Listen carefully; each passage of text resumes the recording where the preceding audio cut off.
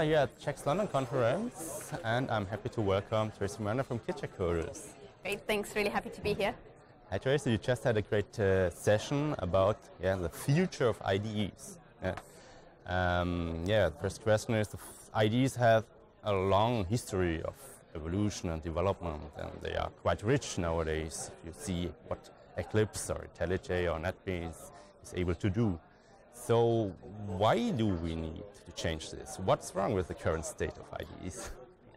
Yes, so I think for a long time we saw the industry had consolidated and people were using Eclipse or IntelliJ, and the reality was that most people were just programming in Java. But more recently we've just seen this kind of massive fragmentation of not just languages. So you've got all sorts of JavaScript, TypeScript, Golang. So developers are using more and more languages, but on top of the languages there's just tons of frameworks as well.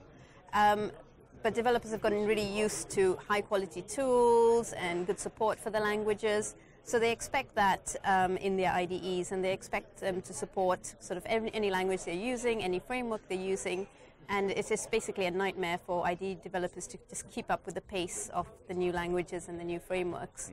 So we definitely see things evolving with developer communities around tooling to try and just cope with this fragmentation. And what could be the solution? Yeah, so one of the main things we're seeing is the language server protocol. So it's a protocol that came out of Microsoft as part of VS Code. But the idea was that you'd have the separation of concerns of kind of the smartness of the language support. You could write that once, and you could write that in any language. It didn't have to be Java. You could write sort of your language server in any language. And then the key thing was that it could be reused in any IDE that would support the language server protocol. So there's work being done at Eclipse to support that in Eclipse IDE. You've already got some support in VS Code because that's where it came from, and things like Eclipse Che already using the language server protocol. So all of a sudden you can have one language implementation that works in these three IDEs, and I think there's going to be support for VI and Sublime. So all of a sudden the communities are reorganizing to be just more effective to keep up with these changes. And I think as we see things like Java releasing every 6 months, it's going to be more important than ever, not just for the traditional desktop IDEs, also for the cloud IDEs, just to keep pace with the tools, with the languages. And I think we see not only explosion of languages and technologies, but also an explosion of new tools, new IDEs coming out, all kind of supporting the language server protocol, or even tools like Skype supporting it. Yes, so we're definitely seeing, so the language server protocol, it's being picked up now. We've seen recent announcements. So besides who I named before, Eclipse IDE and VS Code and Eclipse Che, there's work on other IDEs. I think the most recent one was Atom IDE, that GitHub put out, that has support for language server protocol. So it's really gaining wide adoption, and if you look at the number of languages being supported, even from back in June, it went from 20-something, and we're quickly approaching kind of the 40 or 50 mark. So it's just, in terms of momentum, progressing really, really quickly. And you also mentioned a common debug protocol you are working on, right? Yes. What is it all about? Yeah. So I guess for us, as part of my company, Kichwa Coders, we've always had this focus on debugger tools. So the next progression from language services is saying, well, actually, can we do the same thing for debugging tools? And so it turns out that Microsoft also had a debug protocol that is part of VS Code. It actually predates the language server protocol, but in some ways it's less mature.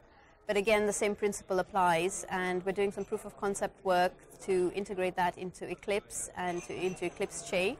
So we can reuse a debug implementation that might have been written for VS Code, but have it again in the same idea of working in a desktop IDE and a cloud IDE. And it's progressing really well, and we should have some demos we're going to show at EclipseCon Europe, just to show that this is viable, and this is maybe a new area the community can center around, and we can drive this development forward in the same way we're doing with language. Yeah, mentioning Eclipse, you had exciting stuff. Yeah. You are deep into the Eclipse ecosystem, obviously. Yeah? Yes. Yeah. What are the other trends? We are seeing a lot of movement now. For example, Java EE becoming an Eclipse project, Yes. or IBM donating this J9 JVM to Eclipse, so there's a lot of trends and development there, movement there. Yeah, no, it's a really very, very exciting time to be part of the Eclipse community. So I think this proven model of open source governance and just leveling the playing field is really kind of paying off, and as you mentioned, everybody's really excited about Java EE, now coming in as EE4J. A year ago we had microprofile coming in, so it's sort of this resurgence in the Java ecosystem. But then it's not just kind of the Java projects with J9. We have, like one of the projects I'm really excited about is the machine learning, deep learning for J. So that was just announced last week. It's going to be an Eclipse project. It's already being used widely in industry. I think on GitHub it's got like 7,000 stars, so it's really exciting. And the other one on the science side is we've got a quantum computing project as well, looking at having a common interface for different quantum computing languages. So we're really just seeing all these really, really interesting technologies, you know, just from the Java EE to the new things. And it'll be really interesting to see how these can kind of develop and evolve together, because one thing we're really good at doing in the community is just collaborating across projects and innovating with different solutions. So yeah, it's just a great time to be part of that community. So deep learning for J and project machine learning, artificial intelligence related, and IE was also part of your trends for the future of the IDEs. Yes. It was, I think, artificial intelligence, the cloud, and design layout. Yes. What do you think 10 years, 15 years later, how would an ideal IDE really look like? Yeah, so I think how I imagine it is, like, I've always been a big fan of taking advantage of the tools to do the heavy lifting for you. Like, developers shouldn't have to, you know, memorize syntax for different languages when, you know, that's something you can offload to your IDE. So I'd like to see that going in that direction of just kind of more intelligence, design that will support that. So for complex systems, we need to have a higher level of abstraction. And every time in the history of computing we've moved to a higher level of abstraction, things have just developed faster. So if we take, you know, kind of that idea of moving up to deal with the complexity, we take advantage of things like artificial intelligence to do advanced things like we're seeing with the bug detection, and we put that all together, and then we integrate it and we put it in the cloud. I think that will just kind of be the ultimate environment with a lot of intelligence and just a way to just get the code out faster and to improve the quality. So that's kind of the vision. We'll see. But do you think that this will be one big IDE accomplishing all that, or do we rather head towards a distributed world of specialized tools? Exactly, yeah. So in the same way that we're seeing this whole trend from going from big monoliths and we're splitting those up into microservices, the same thing is happening again with the IDEs. They're kind of being blown apart, and you can reimagine the functionalities in different arenas. So we're talking about monoliths to microservices, so it's the same thing with IDEs. You can take IDEs and sort of imagine them as micro IDEs, I suppose, but it's the IDE functionality as a service. And I think what's really exciting there is then you can start to say, well, where could I have some intelligent code editors, and what could I do? And one of the interesting examples I saw was that Microsoft had stuck a code editor in Skype.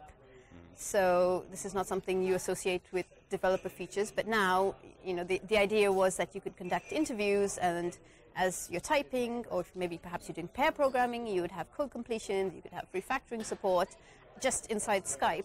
So I think that's just one example, but I'd like to think that the developers can come up with so many more kind of smart editors on demand, smart debuggers, and just have it wherever you really need to have, you know, just ubiquitous functionality for everyone. So, and yeah, that would be great. So, very exciting future. And thank you very much, Tracy, for being here with us. And thank you very much for watching. Thank you very much for having me. It's been a pleasure.